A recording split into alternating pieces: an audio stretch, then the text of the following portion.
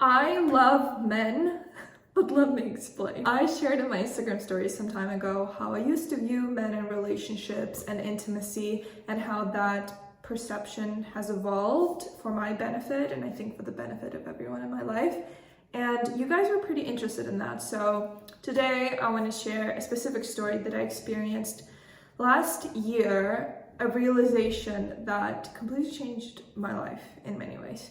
But first, I want to make another coffee. Let me start off by saying that I have met and interacted with my fair share of people who try to take advantage of me, people who are very disrespectful. So I'm not saying that, oh, I love I love every single man that's out there. And no, there are predators and there are people who are just disgusting. And especially as a young woman who has traveled a lot and who has lived in many different parts of the world, I know how important safety is, and I know how important it is to take care of myself and also look out for other women around me. That's just a big fat disclaimer that's really, really important. I can also say that I grew up with a fear of men doing something really bad to me.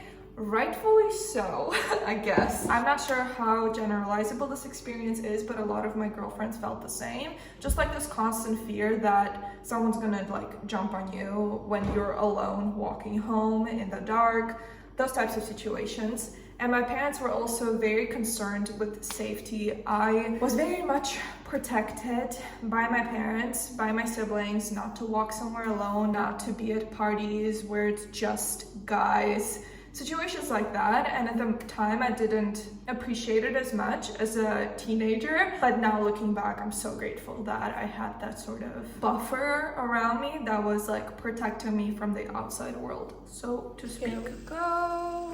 Ooh. And I can also say that probably like any other person, I felt hurt by boys when I was in school, in high school, when a guy did something very mean to me, when I really liked someone and then my feelings were hurt because we were all just kids pretty much.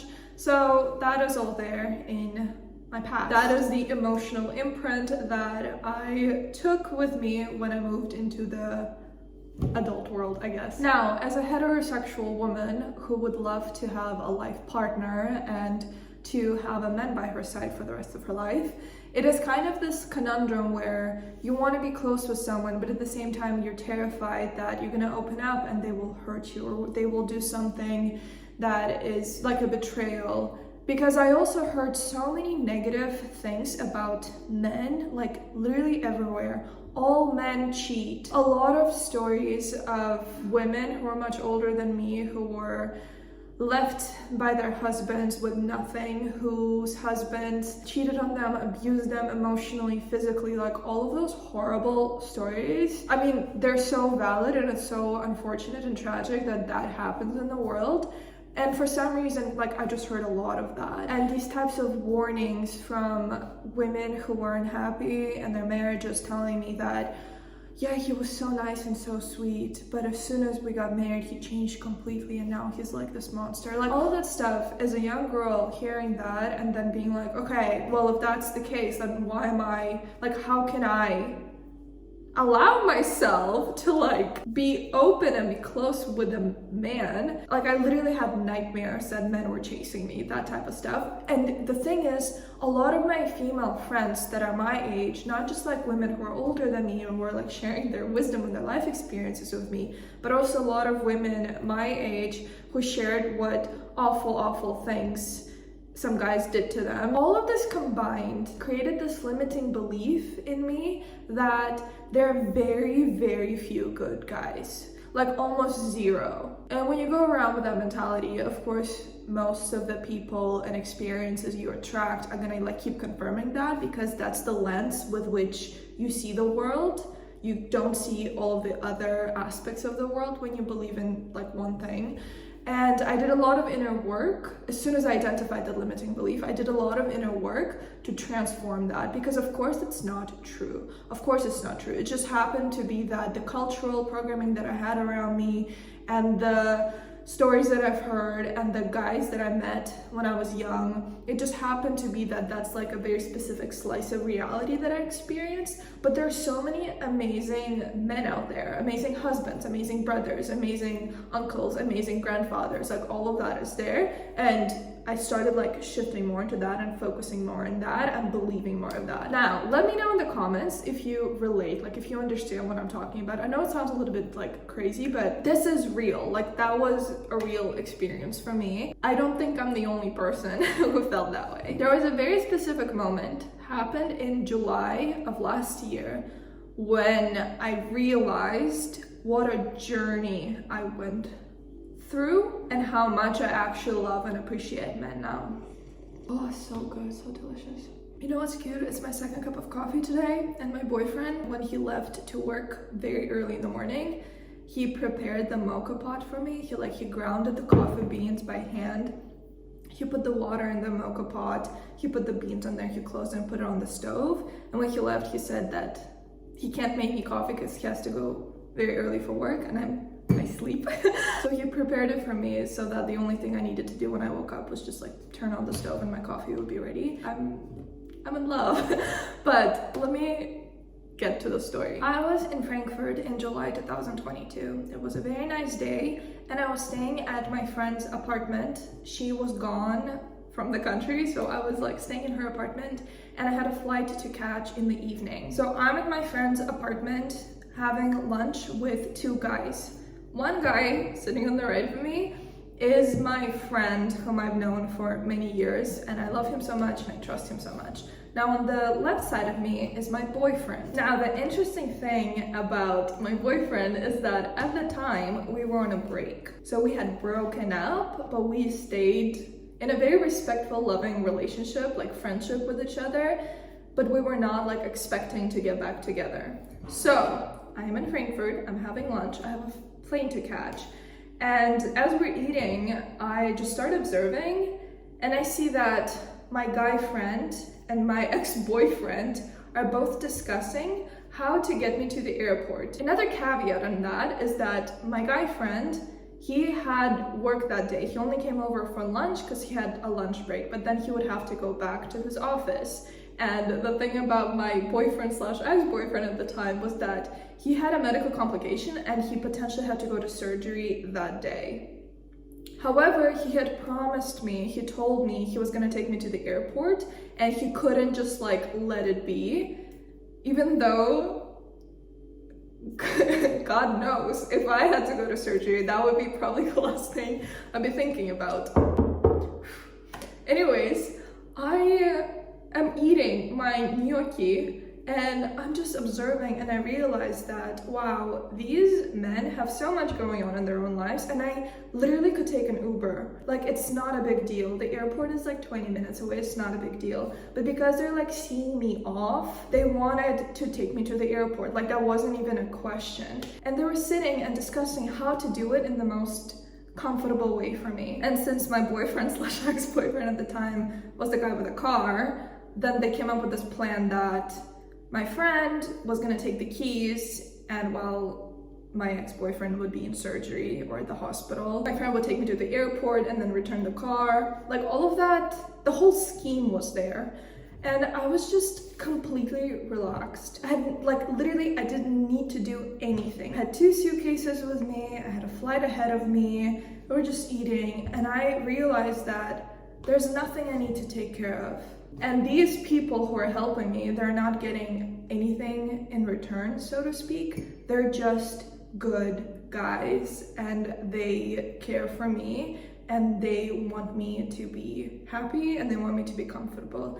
And in that moment, I was sitting there and while they were talking, I started thinking about my dad and how when I had like a difficult time at work, the first person I called was my father. And even though my dad and I, we don't always talk about emotions and we're not like chatting on the phone every day for hours, which by the way, if you do, how amazing is that? But when I called him and I was going through a very difficult time, he was such a rock for me and he gave me so much support with a few words. I was just so grateful for that.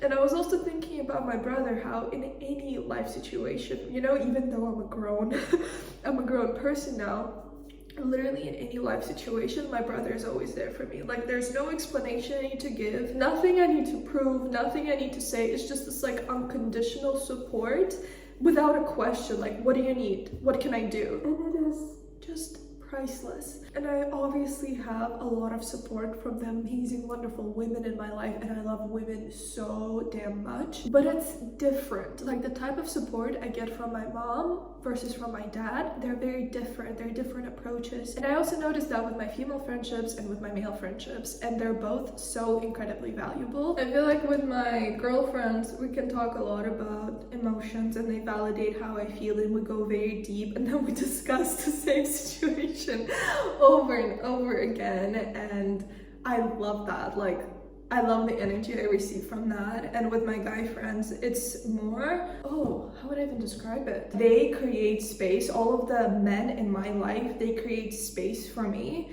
to do whatever I want, to be the person I am, to be the woman I want to be. Silly, fun, serious, emotional, like the whole spectrum of me. And they make me feel safe in that. Like, nothing bad is gonna happen to me. And it's a different type of safety that I experience when I'm with my mom or with my sister, with my girlfriends. And I can't believe I was missing out on that before. Perhaps I needed to go through that journey to arrive where I am now. From being scared that another boy is gonna hurt my feelings, like that boy that did it when I was a teenager, when I was 15, to being intimate and close with someone and completely trusting them with my well-being, with my life. I'm really grateful and I feel very fortunate in that. I apply the abundance mentality now to men too. There's so many great, wonderful, amazing men out there. There's so many amazing men who take care of their families, who carry their communities, who are respectful and caring and nurturing and protective in the best meaning possible. Now, everybody obviously has a shadow side. I'm not disregarding that, but I see the positive. I see so much positive now too, and it has literally improved my life. Like, I feel safer in the world. When I walk in the world, I just feel better. I feel safer. One thing that's very important, but I'll just mention it briefly, is for me the importance of balance of the feminine and the masculine energy in the world. We call it masculine and feminine, but it's yin and yang, and I highly encourage you to research more about Taoism and the way that Taoism perceives the masculine, the feminine, and how they describe it, and how one energy requires the other energy to be balanced. It's super, super interesting, and it doesn't just apply to women and men, it applies to everything in the universe. I have a lot of feminine energy with me, but I also have masculine energy with me. I can make a whole other video about accepting the feminine parts of me and how that was its own journey. But with the masculine specifically, when I reject men, when I reject the notion of men, the masculine energy, I'm also rejecting a part of me, because that exists in me too. I don't want to do that. Also, what I've learned through psychology and my observational data, there's a correlation between how a woman feels about her father and how she feels about men. There's a big correlation between how a man feels about his mom, what attitude he has towards her, and the type of attitude he has towards women. It could be subconscious, it could be conscious, but it's there. So when I say I love men, it reflects the attitude I feel towards my father and appreciating everything he has done for me and for our family, and seeing a lot of strength and power in that I also inherited from him, and not rejecting that strength and power, but nurturing it so it grows. And then it reflects the attitude I feel towards a potential romantic partner, towards my boyfriend, and the inspiration I get from that, to be honest. Like, imagine going around life thinking that men suck, thinking that all men cheat, thinking that you can never trust a guy, thinking that, I don't know, what else do we say about men?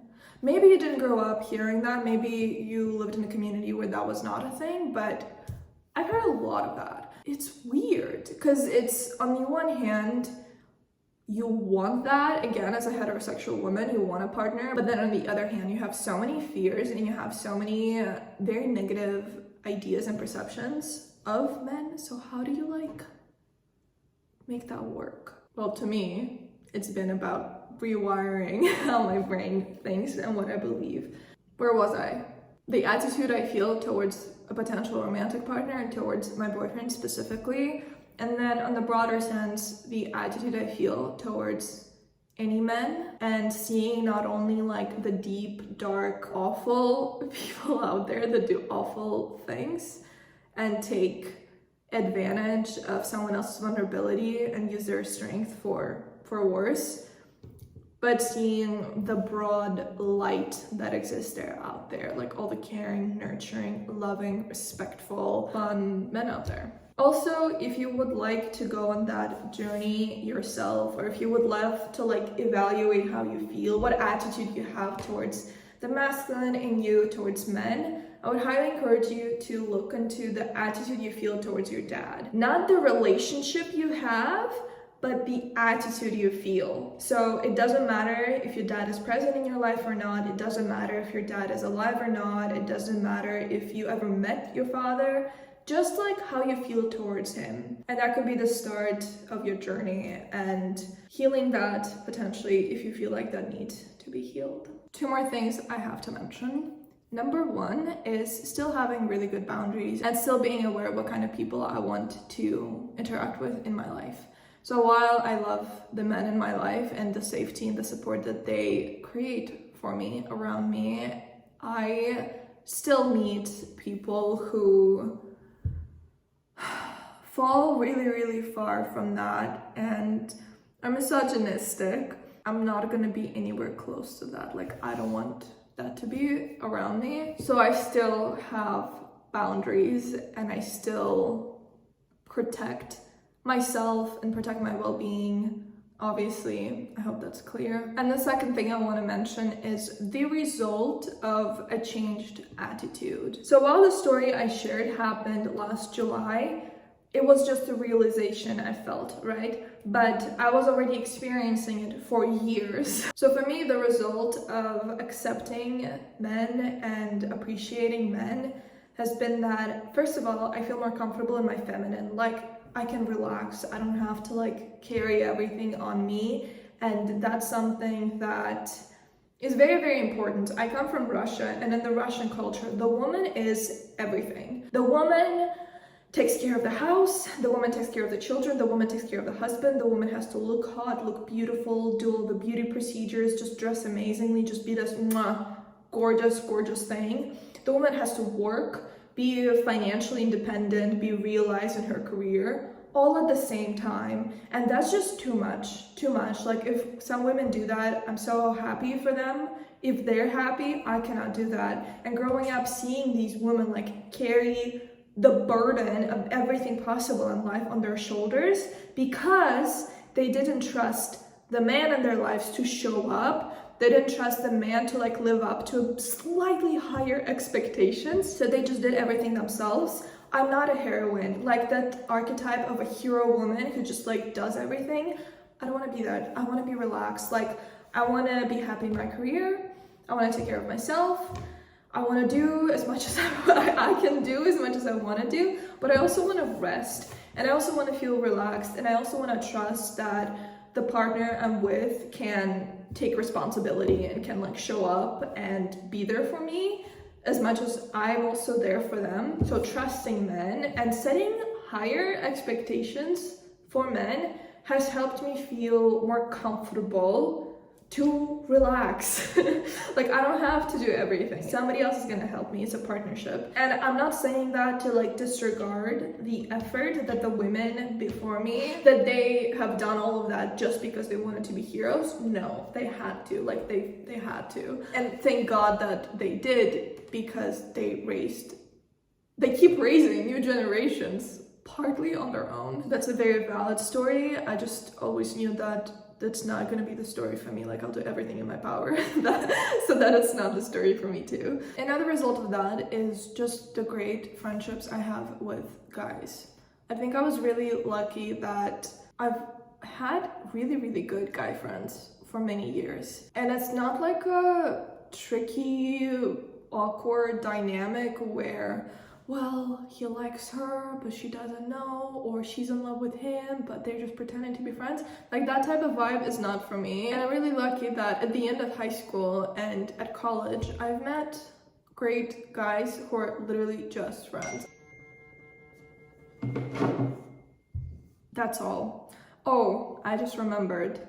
Remember I said in the beginning of the video that when I was a teenager, some boys really hurt me. Like, one boy really hurt me, and I sent him a very like mean-spirited message saying that you're a piece of trash, pretty much. Not in that language. I used like a beautiful quote from the Saint-Exupéry to explain my point. But it was like, it was a beautiful way to say you're a piece of trash.